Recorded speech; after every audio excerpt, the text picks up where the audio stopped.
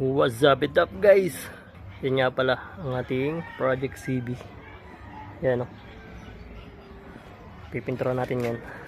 Tinanggal ko na nga pala yung kanyang harness. Yan o.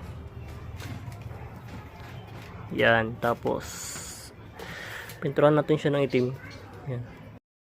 Yan. Kailangan tanggal mo na lahat yung mga kalawang na yan.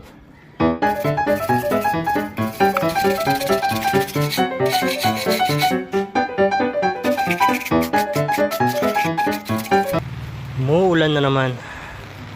Sayang, nawala yung init. Hindi ka dyan matutuyo.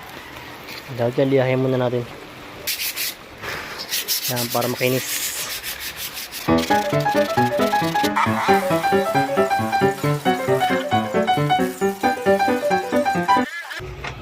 Naikot. Naikot. Hindi. Naka-stuck nga oh.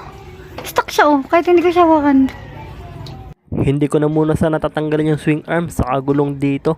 Nahirapan kasi ako magliha at magtanggal ng kalawang, kaya napag-isip-isip ko tanggalin na rin.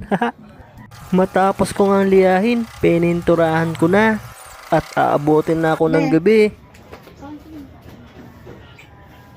Aba, may pahalik-halik pa eh. Ay, sino ba namang hindi gaganahan magtrabaho niyan? Hindi niya alam, nakabidyo ako dyan. Ang pagkakasweet naman na rin.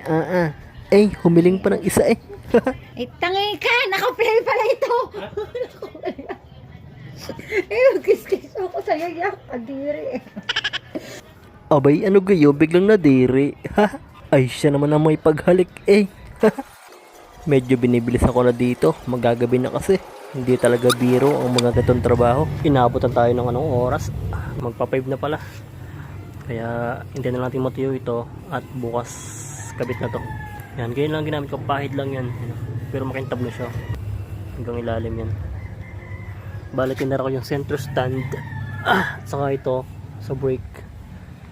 Tapos yung swing arm. Saka ito. Hindi ko man napipinturahan yan kasi may iba akong balak dyan. Bukas ko na bubuuin. Medyo anong oras na kasi. Madilim na. Tapos ito, lilinisin na lang itong mga kakabit natin. Yun, hindi naman kailangan sobrang ganda. Malaga matakpan lang yung mga kalawang. Nagrabe naman yung kalawang dati ngayon, no? Wala na siyang kalawang. At least hindi naman siya kakalawangin ngayon.